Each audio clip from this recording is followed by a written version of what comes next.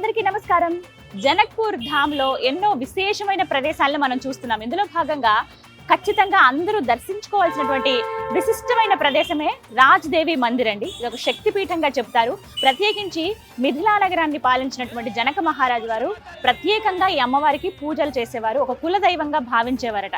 అటువంటి అమ్మవారిని అప్పటి నుంచి నిత్యం పూజలు జరుగుతూనే ఉంటాయి, ప్రతి ఒక్కరు కూడా దర్శించుకుని వెళ్తూ ఉంటారు. చాలా మంది టూరిస్టులు జనక్పూర్ ధామ్కి వచ్చినప్పుడు కేవలం మహల్ మాత్రం లేకపోతే మిగతా ప్లేసెస్ మాత్రమే చూసి వెళ్ళిపోతూ ఉంటారు. ఈసారి నుంచి వచ్చే వాళ్ళు డెఫినెట్గా ఈ రాజ్దేవి మందిరంలో అమ్మవారిని కూడా దర్శనం చేసుకోండి. అత్యంత శక్తివంతం అని కూడా చెప్పారు ఇక్కడ ప్రజలు. ఓకే, నాతో పాటు మీరు కూడా దర్శనం చేసుకుందరు కానీ రండి లోపలికి వెళ్దాం.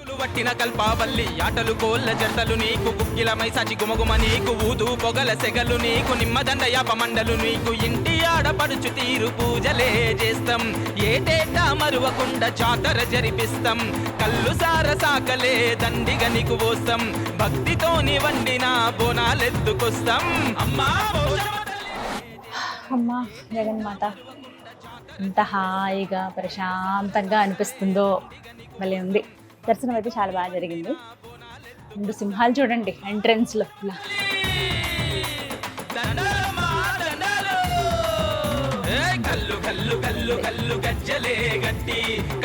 లోహంతో ఉన్నాయి ఇదంతా. ఇలా వీళ్ళు ఒక డోర్ లోపల నుంచి వెళ్ళి అమ్మవారిని అలా చూసుకుని మనం ఇంకొక డోర్ లోపల నుంచి ఇలా బయటికి రావచ్చు అనమాట. అత్యంత శక్తివంతం. ఇక్కడి ప్రజల నమ్మకం ఏంటంటే వచ్చి ఏ కోరిక మనం కోరుకున్న ధర్మబద్ధంగా ఉన్నటువంటి ఏ కోరికైనా అమ్మవారు ఖచ్చితంగా తీరుస్తారని చెప్తారు. అందులోనూ దసరా సమయంలో ఇక్కడ బలులు అర్పిస్తారండి. ఇక ధారలుగా పారుతుంది రక్తం. అమ్మవారు ఇక్కడ బలిని కోరుకుంటారు. ఇక్కడ అమ్మవారు శక్తిపీఠం అండి. కుడి భుజం 51 శక్తిపీఠాలలో అతి ముఖ్యమైనది ఇది. అమ్మవారి కుడి భుజం పడిన ప్లేస్ అండి. పంతులు గారిని అడిగాను నేను, ఇలా శక్తిపీఠాల గురించి చెప్తున్నారండి అని అంటే, నిజమే ఇది శక్తిపీఠమే. అమ్మవారి కుడి భుజం పడిన ప్రదేశం ఇది. అత్యంత శక్తివంతము, మహిమాన్వితమైనది. ఏ కోరిక కోరుకున్నా తీరుతుంది, మీరు కూడా కోరుకోండి అని చెప్తూ ఉన్నారు.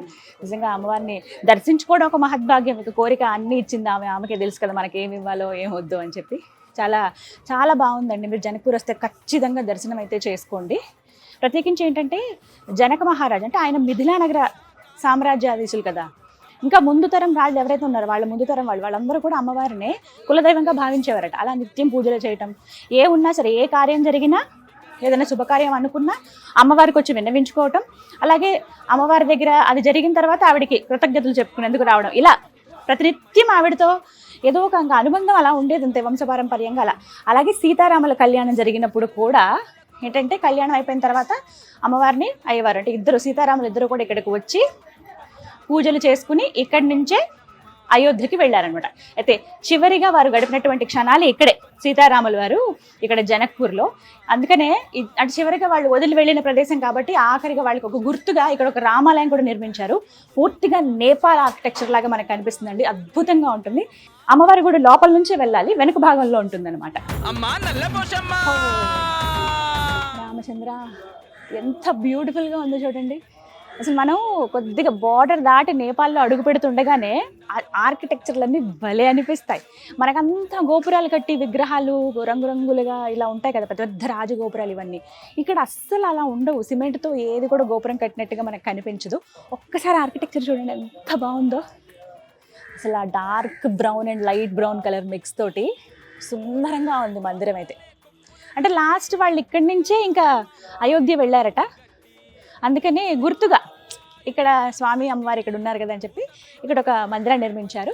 ఇక్కడ లోపలే సీతారామచంద్రుల వారు కొలువై ఉన్నది. ఎదురుగుండా మనం హనుమాన్ మందిరం.